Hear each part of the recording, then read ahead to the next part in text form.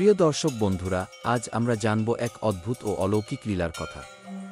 সেই রথযাত্রা যেখানে স্বয়ং জগন্নাথ নিজেই রথে চড়ে ভক্তের দরজায় আসেন। কেন হয় এই রথযাত্রা? কি তার আধ্যাত্মিক তাৎপর্য? এবং পুরীর সঙ্গে এই রথযাত্রার অটুট বন্ধন কিভাবে গড়ে উঠল? চলুন প্রবেশ করি ইতিহাস, পৌরাণিক কাহিনী আর ভক্তির এক অনুপম যাত্রায়। ভিডিওটি ভালো লাগলে অবশ্যই সাবস্ক্রাইব করুন, কমেন্টে লিখুন জয় জগন্নাথ। পুরী, ওডিশার উপকূলে অবস্থিত এক পবিত্র তীর্থস্থান। এখানেই বিরাজ করছেন জগন্নাথ, বলভদ্র আর সুভদ্রা। প্রতি বছর আষাঢ় মাসে শুক্লপক্ষের দ্বিতীয়া তিথিতে শুরু হয় সেই অনন্য আয়োজন, রথযাত্রা। তিনটি পৃথক রথে চড়ে তিন ভগবান বের হন গুন্ডিচা মন্দিরে। কিন্তু প্রশ্ন হল, কেন এই রথযাত্রা? ভগবান কি নিজেই বেরিয়ে পড়েন রথে চড়ে? এই রথযাত্রার পেছনে রয়েছে এক গভীর পৌরাণিক কাহিনী। প্রাচীনকাল থেকেই বিশ্বাস করা হয় ভগবান কৃষ্ণ মৃত্যুর পর পুরীর নীলাচলে দারু, পবিত্র কাঠ রূপে আবির্ভূত হন। রাজা ইন্দ্রদ্যুম্ন স্বপ্নাদেশে পেয়ে গড়ে তোলেন জগন্নাথ মন্দির।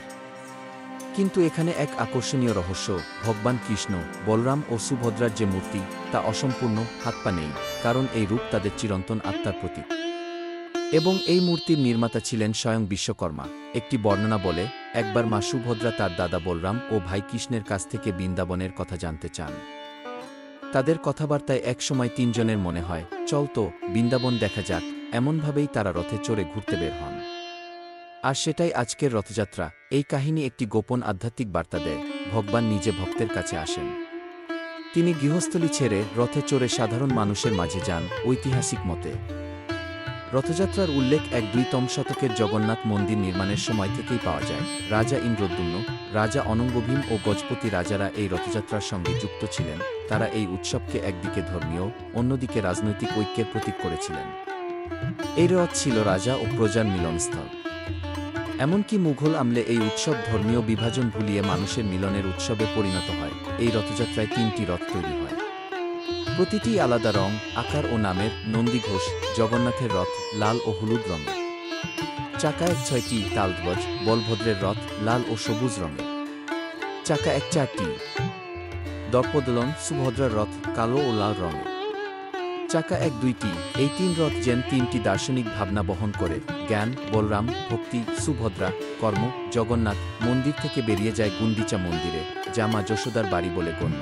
এটি এমন এক প্রতীক, ভগবান কিছুদিনের জন্য রাজমহল, শ্রীমন্দির ছেড়ে ভক্তের ঘরে এসে সময় কাটান। 3 দিন পরে উল্টোর্থে আবার তারা ফিরে যান। এই যাত্রা যেন আমাদের বলে, ভগবান কখনো আমাদের ছেড়ে যান না। তিনি শুধু কিছু সময় ভক্তের হৃদয়ে বাস করেন। ভক্তরা হাজার হাজার মানুষ মিলে রথ টানেন।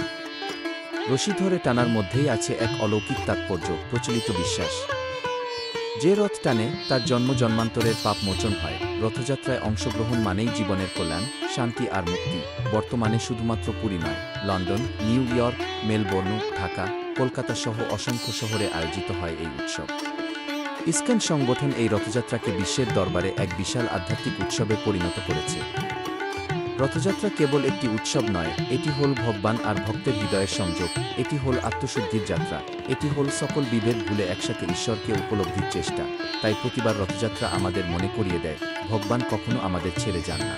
আমরাই তার থেকে দূরে সরে যাই, তিনি প্রতিবার ফিরে আসেন, ঠিক রথের চাকার মতো বারবার। আমাদের কাছে বন্ধুরা, আপনারা যদি বিশ্বাস করেন ভগবান জগন্নাথের কৃপায় জীবন বদলে যেতে পারে, তাহলে এই ভিডিওটি শেয়ার করুন আপনার পরিবার ও বন্ধুদের সঙ্গে। কমেন্টে লিখে জানিয়ে দিন, আপনি কখনো পুরীর রথযাত্রা দেখেছেন কিনা, অথবা জীবনে একবার দেখতে চান। ভিডিওটি ভালো লাগলে অবশ্যই লাইক করুন, সাবস্ক্রাইব করুন আমাদের চ্যানেল প্রেরণার গল্পকথা। আর প্রতিবার বলুন, জয় জগন্নাথ।